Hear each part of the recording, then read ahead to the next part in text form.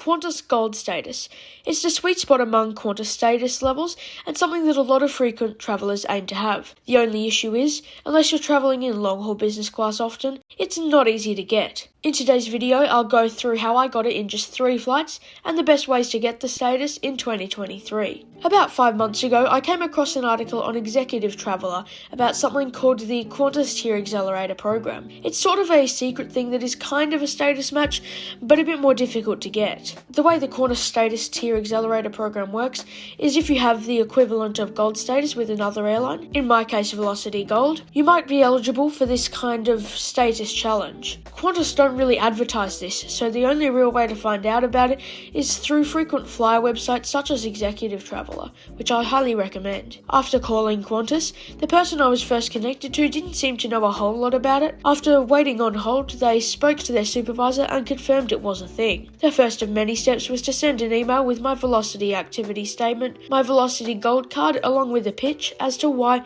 I would be a good candidate for the challenge. After about a 5-week process of waiting and calling Qantas, I was informed that I was approved for the challenge. The challenge was I had to get 200 status credits within the next 90 days on a QF flight number. This is instead of the 700 status credits that are normally needed. Before I go further, let's have a look at what I've found to be the best ways to get status credits. Flying domestically with Qantas is quite expensive, with the cheapest flight from Melbourne to Sydney being $150 when it's not on sale. This only gives you 10 status credits, working out at a cost of $15 per status credit. You also would need to do this 20 times to reach the 200 status credits target, or 70 times to reach the normal goal. So I would need to pay $3,000 for my challenge, or $10,500 if I were to aim to the normal goal of 700 status credits. While there are worse options, this was too expensive and too many of the same flights for me. Another great option I found was travelling within a country with cheaper oneworld or partner airline flights,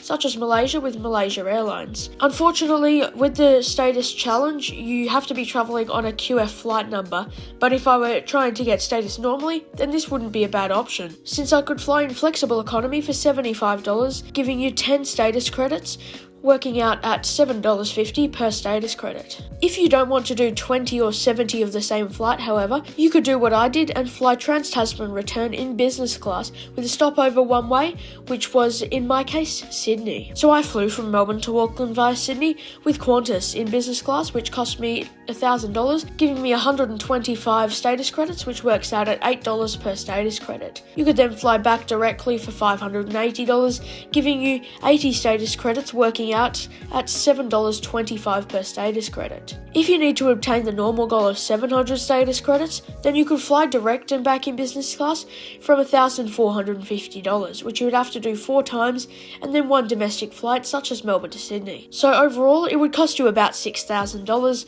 if you were to do it to get the normal challenge. Since I have family in New Zealand and wanted to explore a bit, I ended up flying out of Christchurch to Sydney on the Emirates Airbus A380, as a Qantas codeshare that was, also in business class for $773, giving me 80 status credits, working out at about $9.70 per status credit. The trip report for that will actually come out on Saturday, so be sure to stay tuned for that.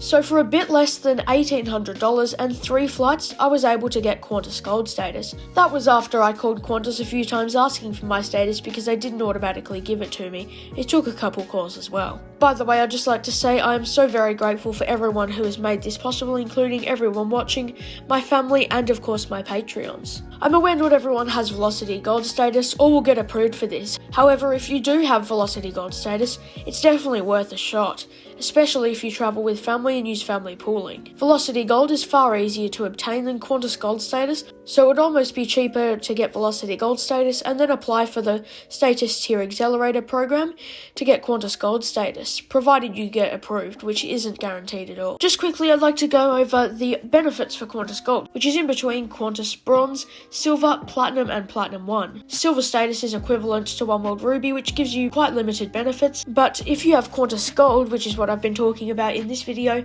then that is equivalent to One World Sapphire. So it means that including with Qantas, you get lounge access, priority boarding, in some cases priority security, and a fair bit more. It's up to you to decide whether you think that it's worth it considering the money to get Qantas Gold status, but there's no doubt that if you do get it, it will make your travelling experience just a bit nicer and easier. Also, keep an eye out for any double status credits offers with either Qantas or Virgin Australia, since they can be super helpful in getting status. That's actually how I originally got my Velocity Gold status. Both Qantas and Virgin Australia also have status match offers that come up normally every year or so, and with some of those you only need 100 Qantas status credits, for example, to obtain gold status. Anyway, I hope you enjoyed this different video and that you found it helpful. Let me know in the comments if you have any questions or would like other cheaper ways to get Qantas Gold status, since I do know a fair few more. Please keep in mind that I'm in no way an expert on this topic. All of this information is from my own experience and information from websites, including Qantas's website directly. Stay tuned for the trip reports from my New Zealand trip, which will start coming out from Saturday, starting with, as previously mentioned, the Emirates A380 business class. Anyways, I'd like to thank you all for watching today's video. If you enjoyed this kind of video or any of my others, consider subscribing. It would help me out a lot, but of course you don't have to, and it's not expected. Also, of course, thank you to all of my incredible Patreons for helping to make these videos possible. Anyways, thank you all for watching once again. Have a great day, and I look forward to hopefully seeing you in my next one.